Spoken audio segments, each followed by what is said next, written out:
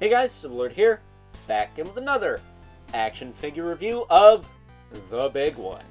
Because today, I'm going to be taking a look at the Mythic Legion's Valiant Knight, brought to us by the fine folks over at Horsemen Studios. Of course, because they care about the fans, so on top of giving us figures that aesthetically look amazing, we're going to show you that we can make a badass articulated knight figure. Okay.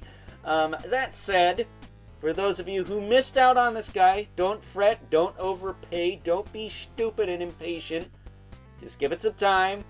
The Necronominominous wave is going to have a couple characters utilizing these new parts, as well as All-Stars, is it 6+? So just be patient, and you'll get some really badass articulated knight figures with soft goods on top of that. So yeah, but with all that being said, why don't we cut right to the chase and get into the meat and taters of this review and take a look-see at the Valiant Knight's accessories, starting off with all these hands. Comes with so many hands. On top of having grip hands with the appropriate hinge for holding weapons, thank you for Horsemen, he does come with a pair of grip hands that have the wrong hinge for holding weapons, but you know, some people still like to use those. They're, I guess, good for two-handed sword poses. He does come with a pair of fists, which we're not used to seeing in Legions. He comes with a pair of style posy hands, as well as a pair of straight up, well, these are more open style posy hands, but style posy hands nonetheless. He comes with an alternate head, which is identical to the other alternate head that the Father Christmas figures come with. They come with both this one and the one I have on him. He actually comes packaged with this one, but I swapped that one on because it'll be better to showcase the articulation. He comes with a neck peg with a 2.0, so like the female figures, the elves usually are 2.0, and the goblins. It has a 2.0 neck peg on it, or ball peg, so you can put 2.0 heads on there, which is cool. Then he comes with some pauldrons, which I have left off, and I will put them on for final thoughts, but I've left them off to showcase the articulation on this guy, because it is a new body. And then he comes with a sword with a sheath, or scabbard, whichever you call it. There's a little clip there. Ironically, doesn't come with one of these guys, unless I got stiffed, but this little clip here can hang off those very easily. He does come with the ball and chain, Morning Star, flail, whatever, just like Demistros did, ironically. So you can dangle it in front of someone like car keys and maybe hypnotize them. I don't know, good luck with that. And then he comes with a shield, you know, your standard Knight shield. A lot of the Templars come with this. A lot of the good guy Knights come with this. It's got the handle on the back, which you can remove, like so. But be careful. On this guy in particular, it is kind of stiff. Ooh. It is kind of stiff. And a little scary to move at times. So, you know, if you haven't messed around with it in a while, just be careful with that. I haven't managed to break one of those yet, knock on wood.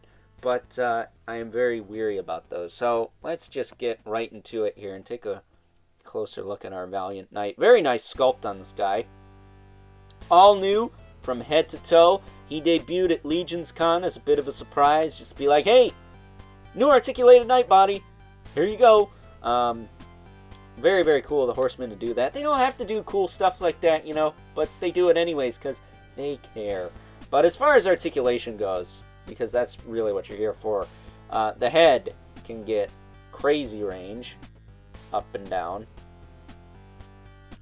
And you can see, if I take this off, this is a hinged neck peg, so it hinges up and down like so. Or if you rotate it, you can get some side to side crazy tilt action there, so that's cool. Popping his head back on. His shoulders can go out about that far from the body. And go back down. rotate all the way around. He does have a swivel in the elbow, a little loose on this side for me. So hopefully customer service will be nice enough to hook up a new upper arm. I tried to heat it up and pinch it closed, but no dice. You can get 90 degrees, maybe a little bit more so, out of that elbow bend. That's cool. He does have a swivel in the gauntlet as well as a swivel in the wrist.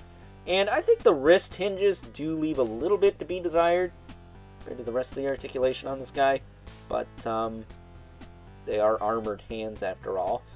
Putting his arms out. As far as the torso joint is concerned, he can crunch that far forward with a single ball peg. All you ab crunch fanatics. That far back. He can tilt side to side. And of course, rotate a full 360. And I'm 99% sure that this is just the ball peg. The waist peg is not rotating here. As far as the hips go, they can kick out to the side about that far. Which, you know, Four Horsemen figures in general, they can do the splits. I think most of them. He can kick forward and back. He's got a little bit more range back. He doesn't have a butt plate that's protruding out quite as much. He's got a thigh swivel. Single jointed knee, but you do get a little bit more than 90 out of that, so that is cool. I think the regular knight parts you get 90 degrees exactly, and the elbows you get definitely less than 90. It's close, but no cigar. He does have the swivel below the knee, and then he's got a swivel at the foot with a hinge that goes that far forward and that far back, as well as a rocker and peg holes at the bottom of the feet for a stand if you need one. So very, very nice articulation. Has a very butter smooth feel to it. Other than the one loose joint on mine, I have no complaints. The range is great. The sculpt is great. The paint is great. While simple, it's still great. And the Horsemen are just firing on all cylinders. As usual, though, you know, they have their ups and downs sometimes, but when they hit it on the back of the head with a freaking sledgehammer. And this guy is a definite home run. Not a figure of the year or anything, but really fun to mess around with. So with that being said, it is time now that we move right along and take a look at some size comparisons.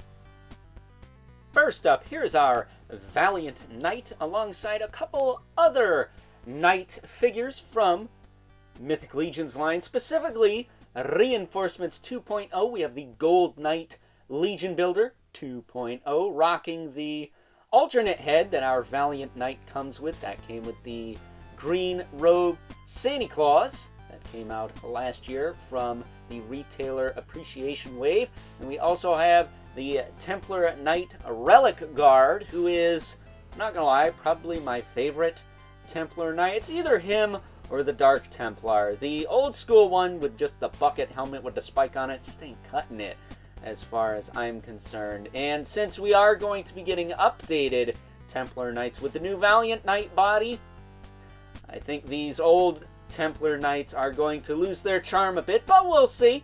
You know, I'm always down for some kick-butt Knight figures, and while they're not as updated as the Valiant Knight here, I think they still hold up quite nicely, at least compared to other lines, that is.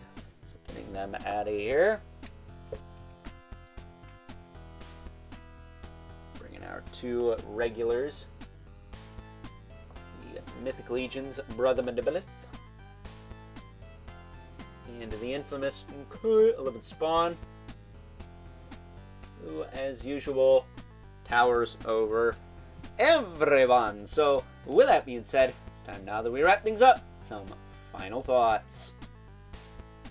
Overall, and aside from the solitary, loose elbow joint on my particular figure, kind of like Demistros yesterday, he had one solitary loose joint in the hip there.